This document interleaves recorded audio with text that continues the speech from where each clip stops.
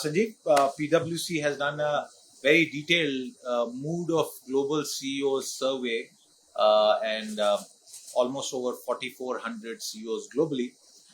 And the headline really from that was from last year's record optimism to record pessimism now.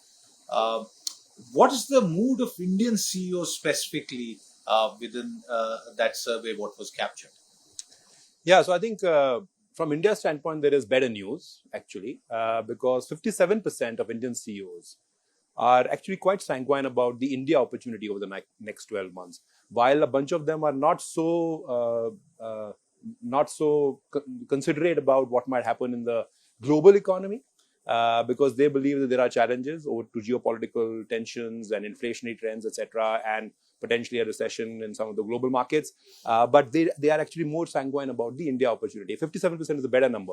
And India is one of the territories where the CEOs are a lot more buoyant about India's opportunity. I think that's the first news. The second one, which is a watch out really, is that 40% of the Indian CEOs that were surveyed also believe that that their businesses, unless they were to reinvent their businesses, could not be in a position to deal with the next 10 years, which means that they may not even exist in 10 years if they don't re-energize their business over the next 10 years. And I think that's a very important statistic.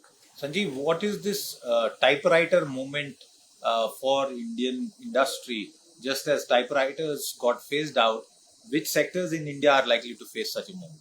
So I think it is actually across the board, if you ask me, and that's really happening because when you talk to them, there are three segments where people seem to be quite focused on. One is really the broad energy transition that's happening. Clearly, that's a focus at this point in time, and 72% CEOs are actually focusing on it. India is a capital-starved market. In some ways, if you need capital providers are saying that you need to focus on energy transition. So that's one thing which is happening. I think the second one really is the whole focus on supply chain transformation, which is all about nearshoring, at least making sure that you are able to de-risk your businesses. And I think that's the second transition which is happening. And the third one really is the transition which is happening on the workforce. Whether it is about what model to follow, people are still working from home, and whether we want to get them back in offices or a hybrid model follows, or how are they going to be dealing with all the technology and the transformation that they have done over the last few years, which means that there is a certain amount of upskilling that is required to be done. So these three broadly are, I would say, common to India Inc. These three kind of focuses are broadly common across India Inc. I think where there are certain differentiation is if you speak to a consumer business, and I'm also talking about not just a survey, but my own conversations over the course of last year, about 200 conversations that I had with CEOs. If you look at consumer businesses, they are a little bit more concerned about what's going to happen in the near term, because they believe that particularly rural markets and others, that there are concerns that are emanating.